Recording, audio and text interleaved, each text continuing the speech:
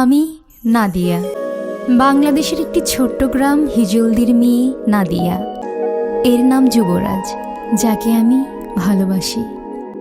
আমি জানি আমাদের এই ভালোবাসা গ্রামের মানুষ কোনো দিন মেনে নেবে না, তারপরও তাকে আমি ভালোবাসি। আমি যুবরাজের সাথে প্রায়ই দেখা করতে সীমান্তে আসি। আজও এসেছি, কিন্তু দেখা হলো না। তবে হ্যাঁ, আমি তার জন্য একটি চিঠি লিখে গেলাম।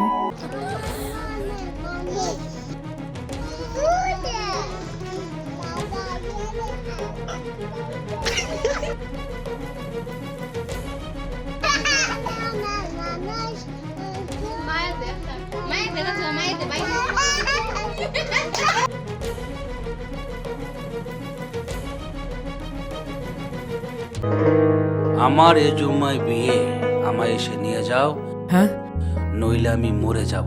আজ কি? আজ জুম্মা।